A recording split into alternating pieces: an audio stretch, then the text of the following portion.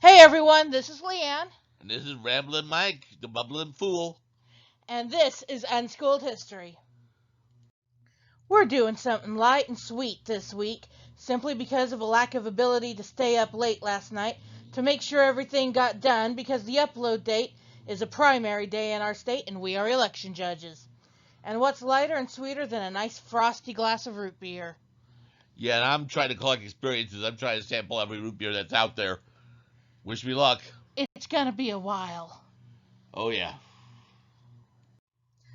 Believe it or not, what we know as root beer actually started out as a medicinal tea using roots and herbs. It was drunk by many indigenous tribes prior to Europeans reaching the Americas for various reasons, including things such as nausea and menstrual disorders, and I can testify that it works. If you get some real sassafras tea or root beer made with real sassafras and just kind of sip on it, ladies, I promise you it will help those cramps. Other traditional ingredients include birch bark, wintergreen, dandelion root, and wild cherry bark. And that's just a short list of traditional and early herbs and roots that have been used. A lot of things have been used in making root beer, and some of them taste sort of bitter, some of them just taste really good. We'll talk about a couple of the ones that taste real good later. This, y'all, is sassafras root. It's one of the more traditional ingredients in root beer, but sadly most root beers no longer contain the real thing.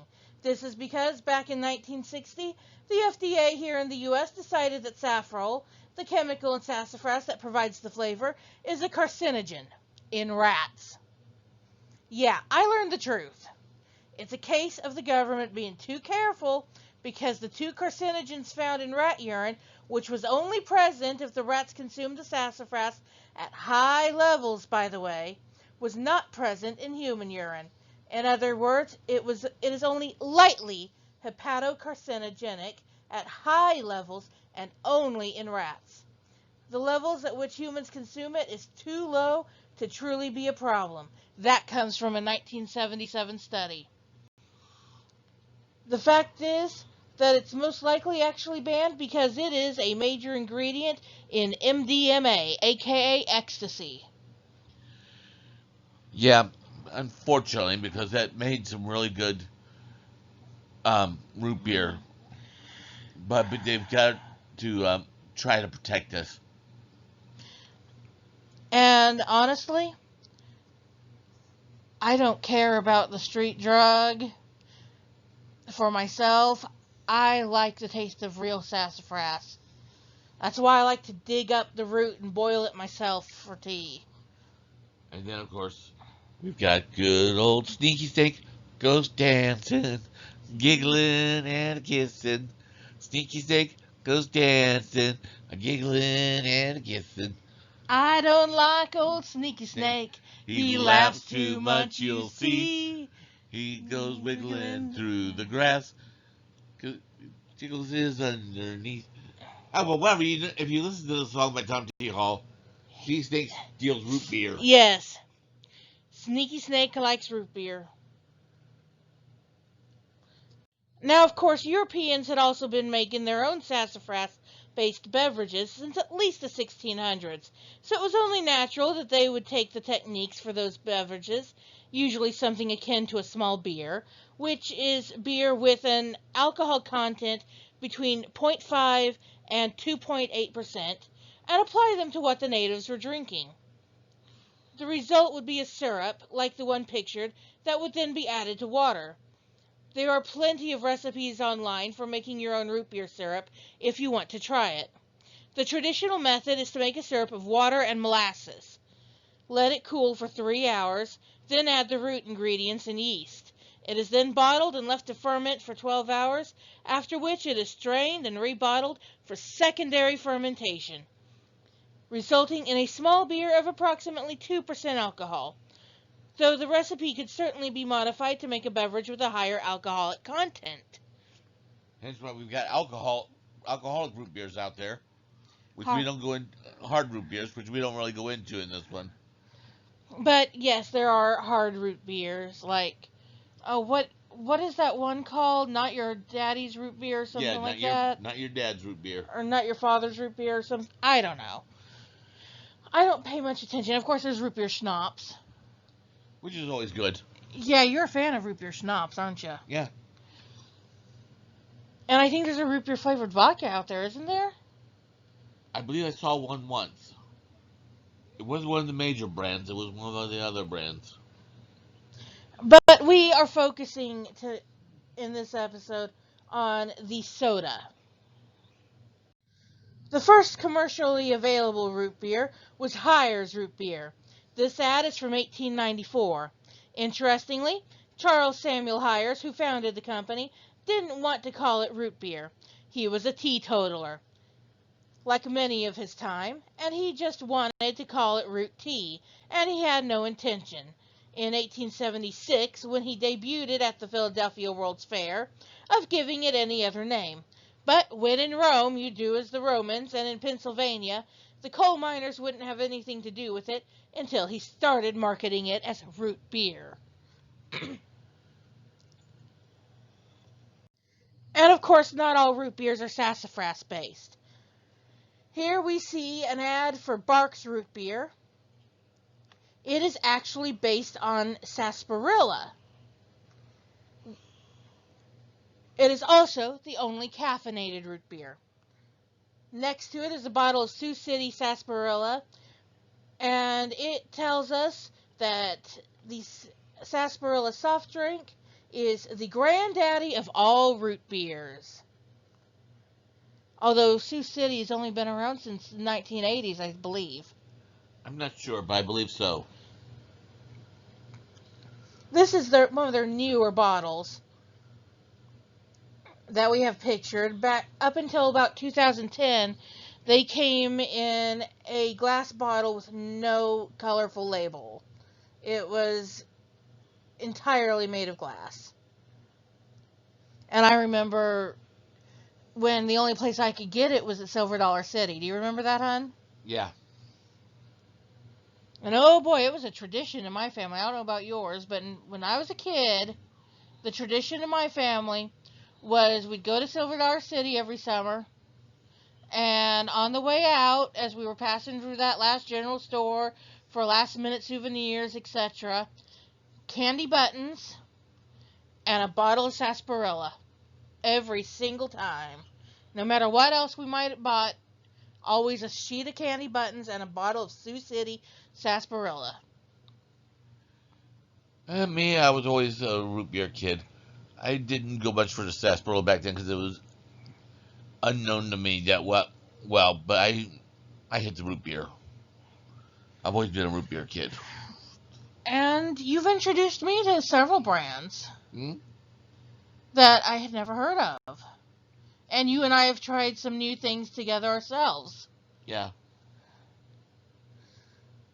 Now, of course, we cannot do a episode on root beer without discussing A&W. Founded by Roy Allen in 1919, it was a root beer stand before Allen created his own homemade recipe and serving it in a frosty mug, something we now associate with root beer across the board. It's Allen's innovation.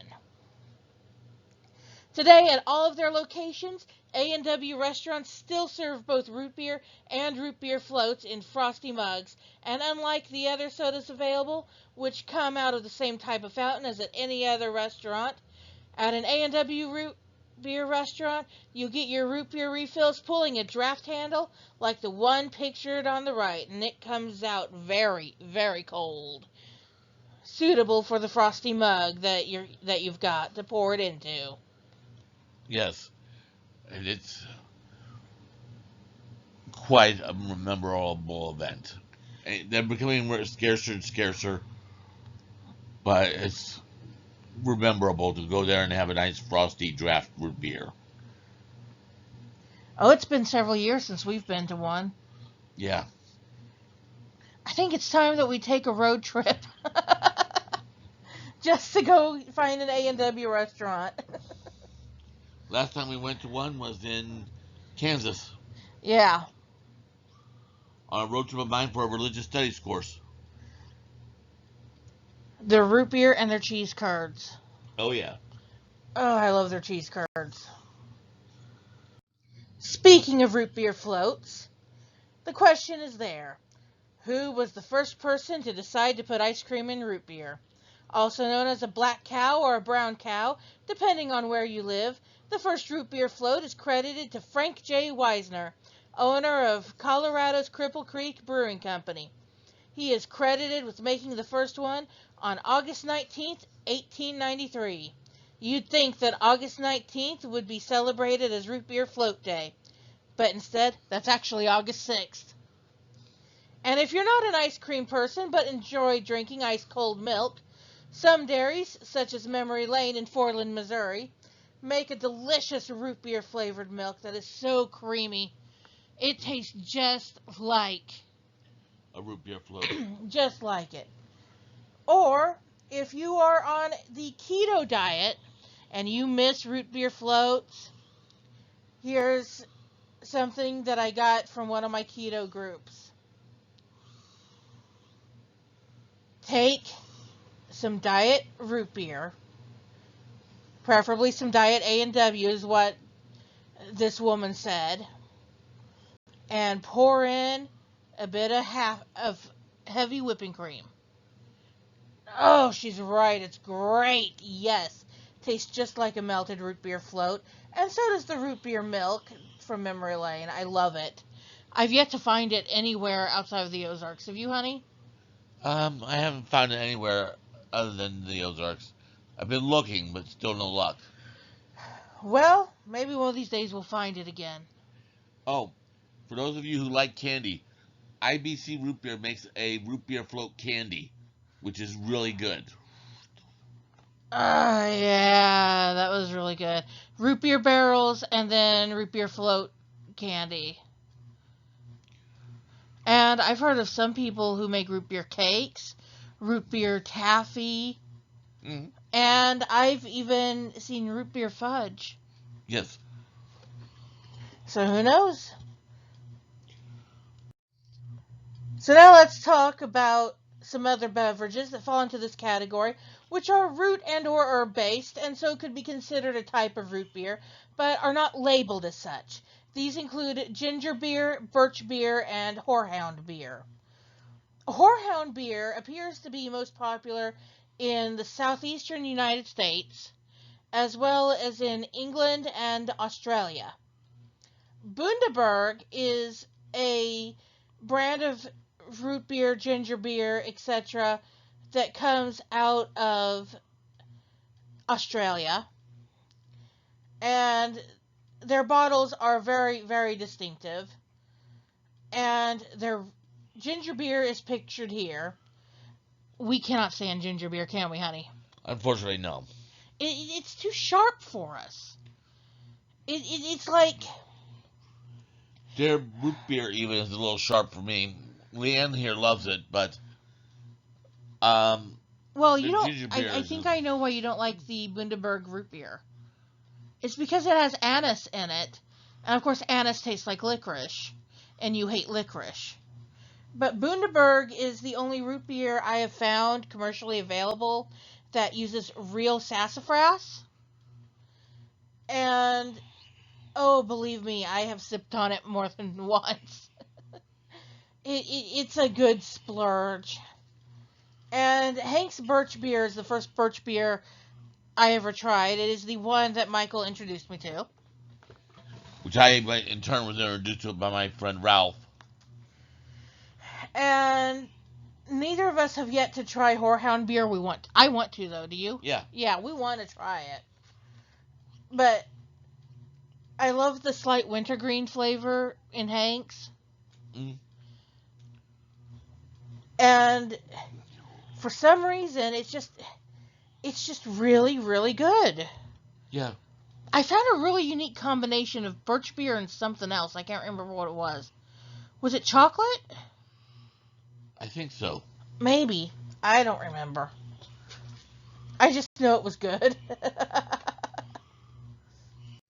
Today, there are hundreds of brands of root beer. You can see the Bundaberg root beer up in the corner. Yes, it is definitely a favorite brand. Um, it's from Australia.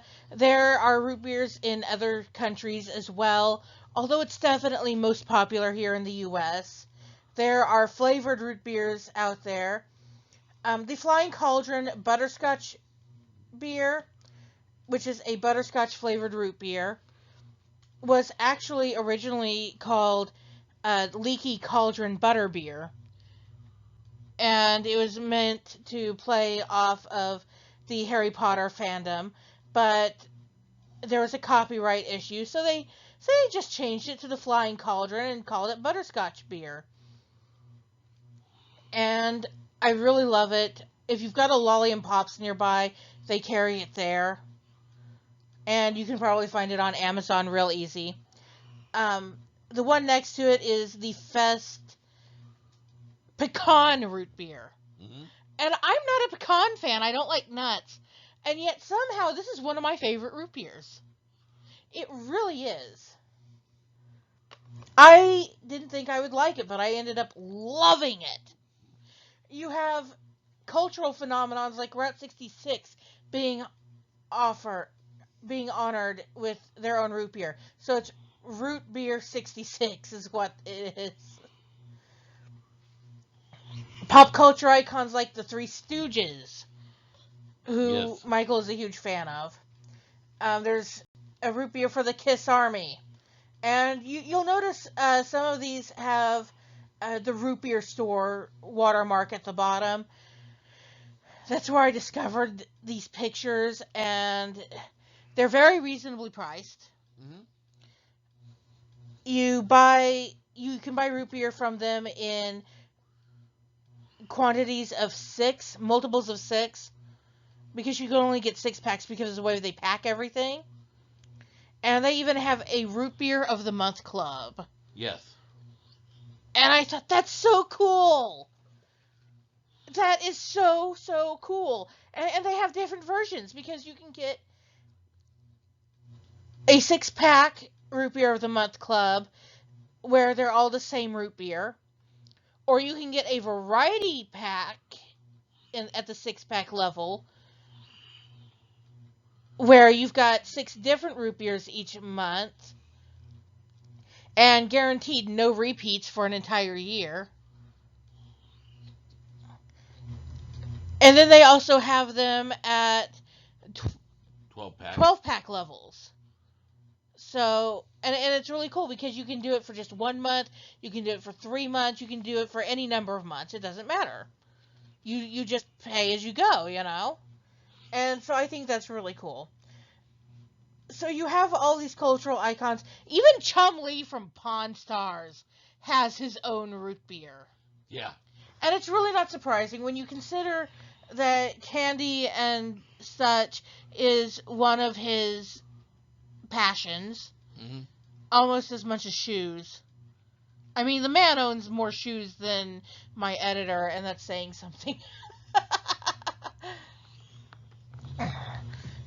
um, no, seriously, the man owns over 200 pairs of shoes. And I don't know why anybody would need that many shoes. And it only makes sense that he went into the candy business because it is my understanding that after pleading guilty to felony weapons charge, he can no longer be around weapons, which means he can no longer work in the pawn shop. Although, if you are a fan of Pawn Stars, especially if you're a fan of Chumlee, his candy shop, Chumlee's Candy on the Boulevard, thank you, honey, does actually sell online, I think. And if you like your coffee black and rich, he sells Old Man's Coffee. It's a tribute to Richard Old Man Harrison, who passed away, what, a couple of years ago? I believe so, 2 or 3. It's been a little bit before we moved up here. Yeah. I was so sad when that man died. He was cool. Pawn Stars used to be one of my favorite shows.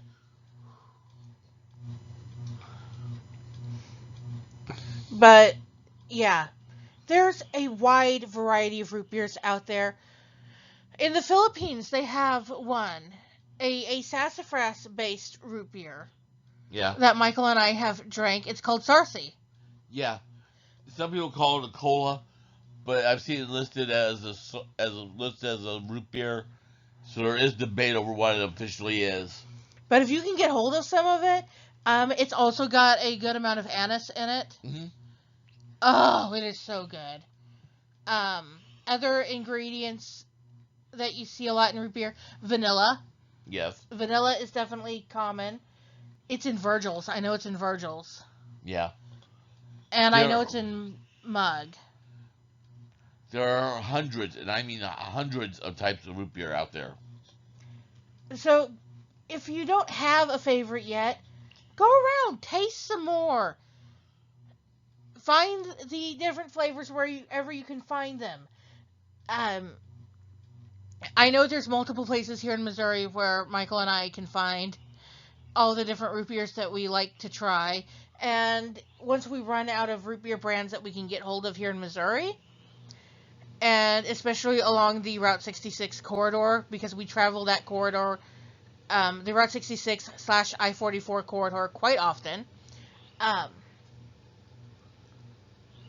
And there are 3 places along our route from St. Louis to Springfield that have a lot of different root beers. There's the Mule Trading Post. The Mule. There's Uranus and Redmond's. Mm-hmm. And then here in our area, we have a place called Buckeyes, and they usually have a really cool variety. In fact, that's how I ended up tasting the Fest. the Fest, the pecan root beer, and learning how much I liked it. So really, there's so many varieties out there. If you like root beer, do it. Go out and find a new flavor. Go out and find a new brand that you wouldn't normally try. Wouldn't. I can talk, I swear. And even if it's just a cheap old store brand, don't be afraid to Don't give it a discount it. Some of those have got some very good flavor to them. And sometimes it's your local place. Springfield Brewing Company down in Springfield, Missouri has great root beer that they brew in-house. In St. Louis, Fitz's root beer is the bomb. Everybody loves Fitz's root beer up here, I swear.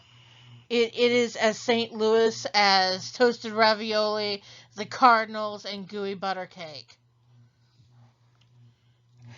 Ooh, a root beer gooey butter cake. I bet that'd be good.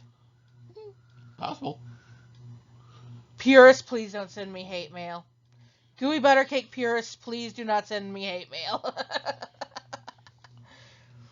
If that one company that I've seen can get away with key lime flavored gooey butter cake or chocolate butter cake, then I think I can get away with root beer flavored gooey butter cake. Mm. So, gooey butter cake purists, please do not send me hate mail. And root beer purists, please do not send me hate mail.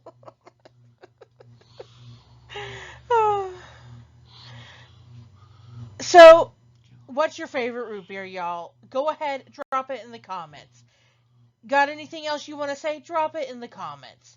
Got a question or something you want to know about in history that you'd like to see us do an episode on? Drop it in the comments. As always, don't forget to hit subscribe. Don't forget to follow our Facebook page for that daily history trivia fact. And we love you all. That's why we do this. Because we love all our fans. Seriously. Have a good evening, and remember, just feel free to write us about whatever you want to know about history. Lighthearted history, deep, serious history, any sort of history you want to know about. Oh yeah, we've got plenty of time. Especially me, because the only other thing I do outside of housework is write my young adult fantasy novels. So I end up doing all the research and the creation of and editing and everything. And then Michael just joins me for recording. Well, that and some idea spawning. Yeah, that too. So yeah, feel free to drop your comments, questions, suggestions in the comment section or on our Facebook page. Bye.